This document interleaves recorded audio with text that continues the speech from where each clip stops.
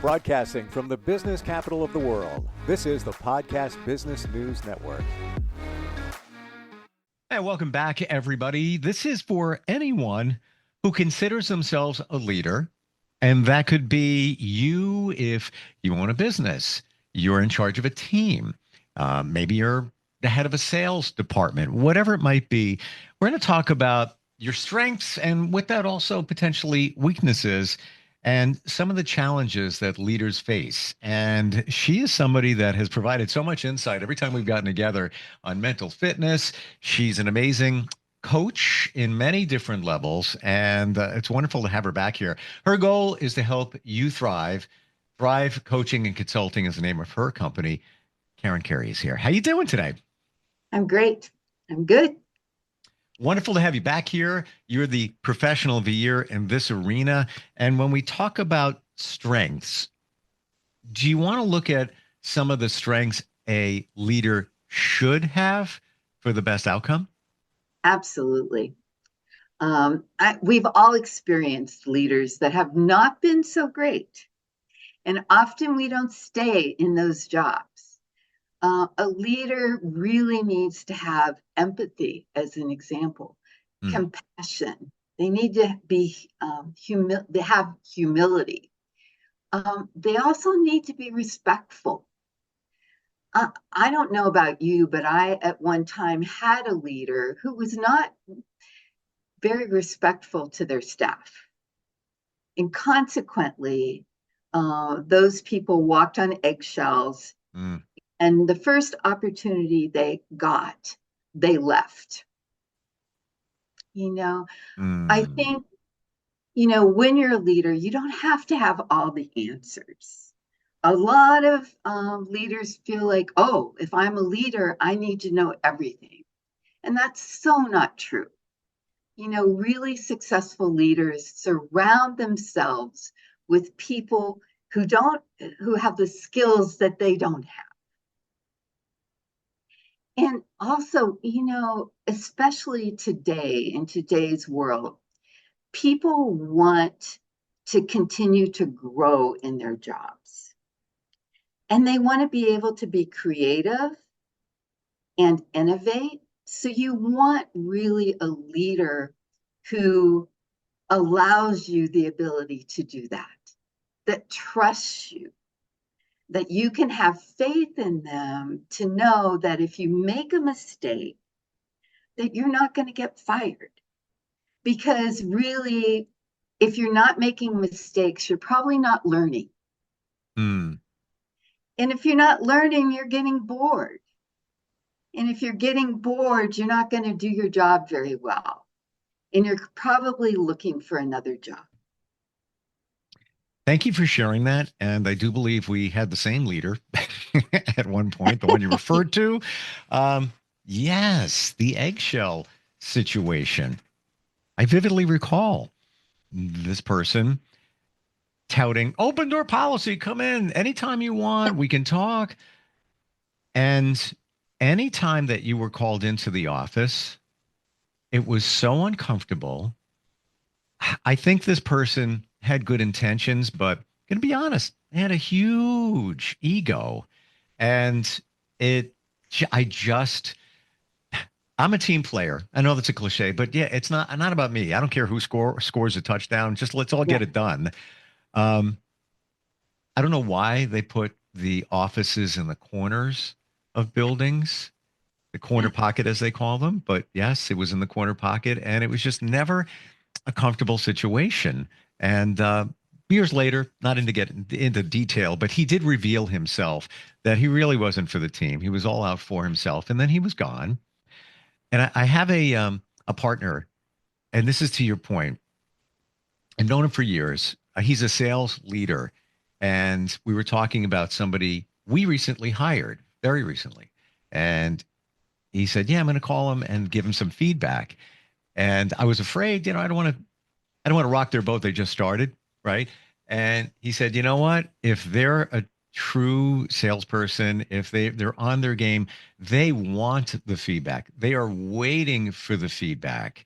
And also it's how you deliver it." So that being said, what is the best way to deliver feedback as a leader when you got to deliver it to your team? Well, I think, first of all, you have to sort of set the stage. And one of the things in setting the stage is that you need to look at yourself and make sure that you're not saying, I'm the smartest one in the room. Mm-hmm. Because many leaders think that way. And if you think that way and convey that to your staff, they're never going to feel comfortable, because no matter how good their idea is, it's not going to be good enough. Mm. So really building that trust with your team and letting them know that you are just like they are, in the sense that we make mistakes. We all make mistakes.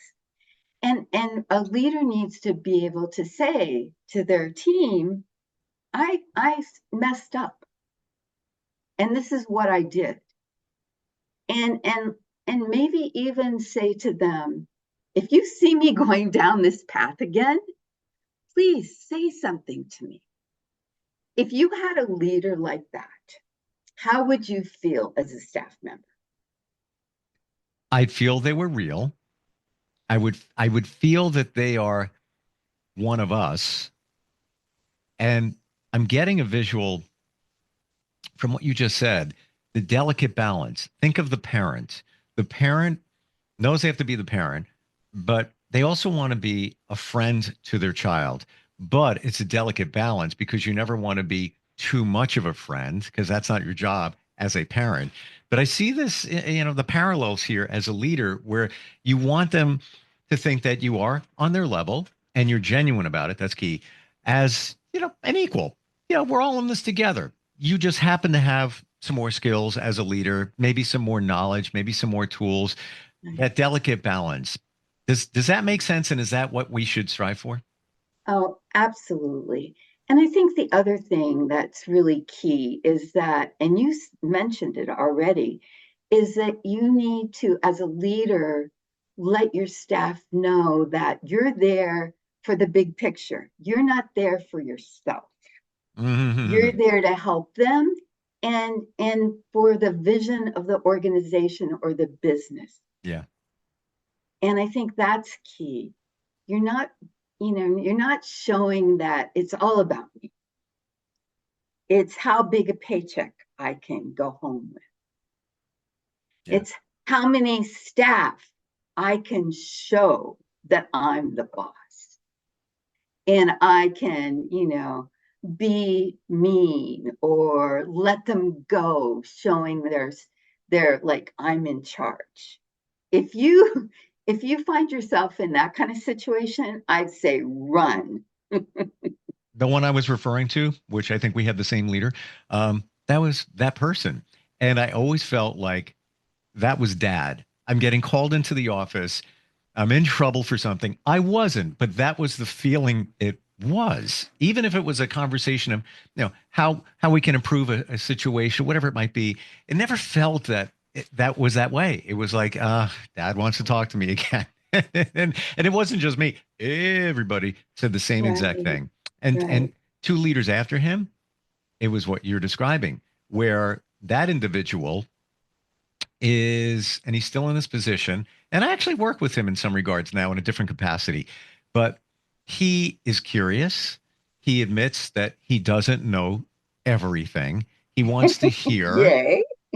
right? And he's the one that what might even say, you know what? Meet me for a beer. Let's talk about that. That's how, maybe that's a good idea. Maybe we can work on that together. Yeah, And you look forward to going because you feel like you're communicating with a peer, but he has a level of stature within the organization. right, right. Mm. That's great. I have an example of that I had myself was in a group, a team, and I was new to the job. And my first meeting was a brainstorming session with the leader and our team members. And he said all the right things. There's no wrong answers. We're going to collaborate on this. Hmm. Well, for every single suggestion that people made, he found a reason not to accept that idea. It was a bad idea. And in the end, the only idea that was on the whiteboard Uh-huh. was the one he made. That hurts. Yeah, and you could look around at the room and just see the team members, the staff, they were just like, they were not engaged. They were not there. They had been through this before. They knew the lay of the land. I Mm, was new. mm, And I left thinking, oh my gosh, what have I done? right. um, Thank you for that example. The last leader I was referring to, the one that was approachable, he changed that feedback situation whereby everybody on the team would get in the conference room and they'd have multiple whiteboards or those big pads up there, and Right. no idea was a bad idea. Everyone that somebody threw out was somebody would write it down, and sometimes they were goofy but and funny, but they would have everybody vote on them. And Oh, okay. sometimes one would blend into, yeah, this is a good idea. But this is a good idea. What about if we put two together? Whoa, we got an even bigger idea. And it was, I wasn't part of that company anymore, but as a client of that company now, I sat in on one of those brainstorming sessions. It was so much fun. It was so much fun. Yeah. Yeah. Mm. The kind of brainstorming I'm used to doing is really what they taught me through mental fitness, is that everybody's idea is good, but what you do is you say, yes, and what I like about this idea is this. And it made me think of something else that is a good idea. Mm-hmm. Yeah. So, sort of the same kind of thing, but that gives everyone the opportunity to share, and no one feels like, oh my gosh, that was such a stupid idea. Or you're on the fence, you have an idea, your intuition tells you this is really good, but you're afraid to share it because you don't want to Oh, be cut down. So I want to absolutely. flip this around, not the leader who knows it all, not the leader that, dejects everybody's ideas. What if you're a leader that is suffering quietly inside from imposter syndrome? Let's say you've been elevated in the last year or so, and deep down inside, you're thinking to yourself, I don't know if I'm cut out for this. I love this job in a lot of ways, but I'm not really sure if if I'm a leader, if I'm doing the right thing with everybody. And you're walking on your own eggshells. How Right. do you deal with that? Okay, first of all, I think that even a successful leader, has moments when they have self doubts about themselves. Hmm. And from a mental fitness standpoint, if you think about those voices that are in your head, those are all saboteurs. And if you can recognize that, I mean, because what you're saying is that the people who hired you didn't know what they were doing. Oh. And I feel certain that they probably did. You obviously have some skills that this organization or business needs. Now, you don't have to have all the answers. So if you can set aside those negative emotions and really look at what are the gifts that I have, that I know I have, and that I'm comfortable with, and share those, and look at opportunities that I may have because I don't have all the answers. Does that make Hmm. sense? It does. It does. And I'm getting visuals in my mind. This is, one of your superpowers where you make us think about situations, whether we're a leader or not. And what I take away from what you just said is that where you think you may be inadequate, use that as an opportunity. So if you don't know the answer, be genuine and say, I don't know the answer. Because not every leader is expected to have, like you said. And usually the ones that think they have all the answers, they're the ones you don't want to work for. Absolutely. So Hmm. the opportunity in that scenario is to get your team brainstorming about how do we handle this situation? I'm not sure. I have a couple different ideas and thoughts, but I'm not sure if they're right. So let's brainstorm and let's see how we can figure this out together. Hmm. It brings to mind that a leader is only as strong as their team. Oh, absolutely. Yeah. Absolutely. Yeah. I think we forget that. No, The visual absolutely. is a leader is like, I'm the leader. I'm in charge. I'm throwing orders and ideas out. Yeah. Yeah, those kind of leaders are never really successful. Hmm. They may themselves think they're successful, but if you look at turnover, or if you did a 360 evaluation on them, where you had staff, community members, etc., um, doing a questionnaire or being interviewed, you might find that they are not very well respected. You just brought back or brought to my mind in real time something very clear. And I didn't even put this together. The person I was referring to, where we were joking around, we had the same leader.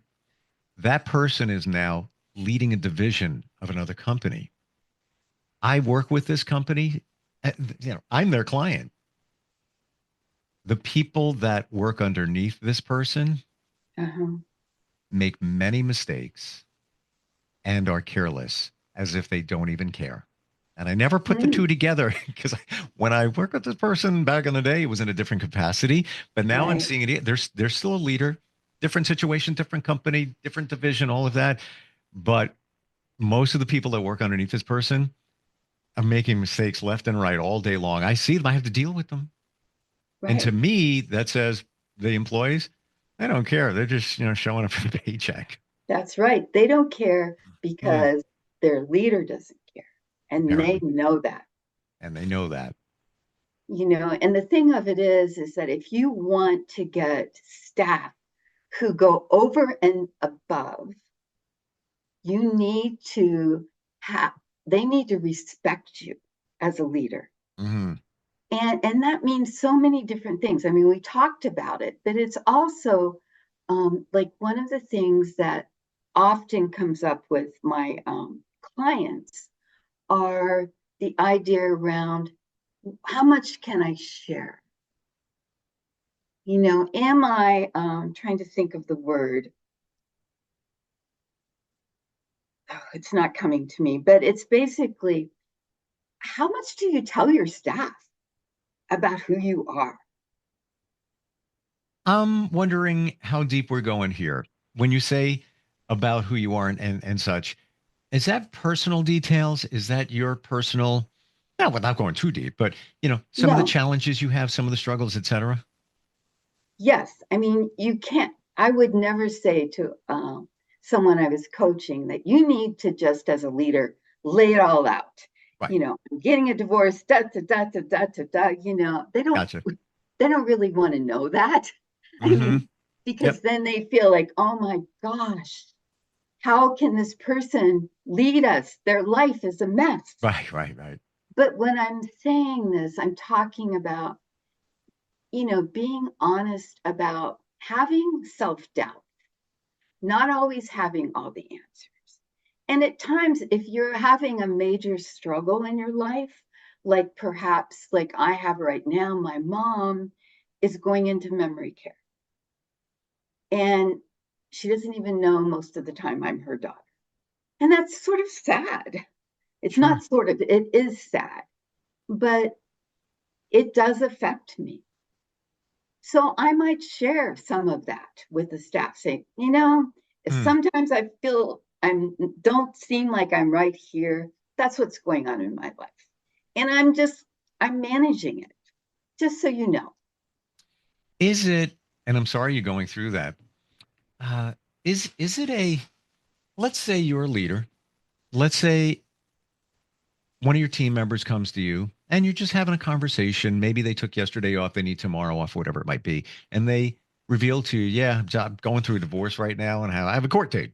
Maybe that's what it is. Okay.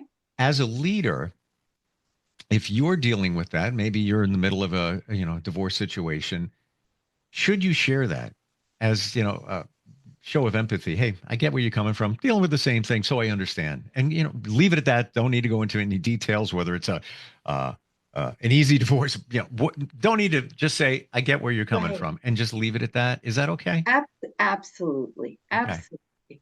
Hmm. Because then you let them know I'm human. Right. I'm going through, or I have gone through similar circumstances. Then all of a sudden, that staff member feels like, wow, they understand me. They get it. Yeah. And you want your staff, that's part of the respect is to be able to be there for them Hmm. and give them, a little leeway when something like that is going on in their life. I think it goes back to that delicate balance of, the parent and the friend, where in that situation you want to, delicately balance that. Well, as a leader, you want to delicately balance the fact that you are a leader, but you're human, but you don't want to give up too much because you don't want them to appear to be Superman. We all have stuff. You want them to know that you're going through stuff, but you don't want them to know so much that they may look at you like, oh, Mike, our boss, he's a train wreck. He's falling apart and he doesn't even know it. Exactly. It's a delicate balance. It sounds like. Absolutely. Absolutely. Hmm. It's not easy being a leader, is it? No, it's not. But I love it. Hmm. And I love it because I love to see my staff or employees, you know, get excited about an idea that they have. And I love to see them grow. Hmm. It's exciting. And I feel like, oh, I played a little part of that, helping that happen. And that's a great feeling. And Karen, to me, that's what it's all about. that I was just going right there. Would you say that as a leader, when you feel that you're connected with your team, you just have that connection and the synergy just feels right, but you feel connected to them as opposed to walking on eggshells, corner pocket, meet me at 2. Um, what does that feel like? Oh, it's wonderful. Hmm. You feel fulfilled. Yeah. Okay. There's You a good feel word. like, oh my gosh, what can I do to help this person feel even greater? Yeah. It's just, and you're not going to leave your job when you have an atmosphere like that and you have a team that is, going above and beyond and you're really making progress with whatever your mission or your goal is. Why would you leave? Unless, unless you find yourself burning out. Because that is what can happen with a leader who's so excited about their job that they tend to forget about taking care of themselves Hmm. because they're so busy taking care of everyone else and supporting them that they forget about managing their own needs. I want to share in closing here to illustrate what you just said a text from 2 hours ago to somebody I haven't talked to in a long time. And I reconnected, with business connected for a moment. And he works for a company. And he says, yeah, I'm out. I'm working from home for the rest of the week. And for what he does, I was kind of surprised. I said, oh, you're working from home? Here's his answer. I try not to, but this place is the zombie apocalypse. Work ethic isn't what it used to be. This is not the person I knew. Things must have changed in this company because he was Yeah. rah rah cheerleader, loved everything. He doesn't want to be there. So apparently there's a problem at the top. That's what I detect. Yeah, Exactly. this is real in real time. Can't make it up. Wow. Um, I want to It's share. life. There's reality. There's how not to do it. I want to Right. share with everybody, along with your coaching and consulting, you have a specialty, and that is working with nonprofits. And Absolutely. I don't know anybody else that does what you do for nonprofits, but that's just a piece of you. You can work with anybody. Karen, what's the best way to connect with you? They can email me at kscarey, Carey, at charter.net. And we'll set up a time to talk and see, if I'm a good fit and if you're really understand what coaching is all about. Mm, and understand what leadership is all about. Just Oh, saying. absolutely. Absolutely. Just saying. Wonderful having you here. I know that you're going to be away for a little while, so I'm not. When are you leaving for your trip? Next Wednesday at 6:30 a.m. Oh my gosh. Have a wonderful time. I will. Take lots of pictures and we'll catch up when you get back. I will. I will. Appreciate Okay, it. take care. Thanks, Karen. We'll be right back. Bye-bye.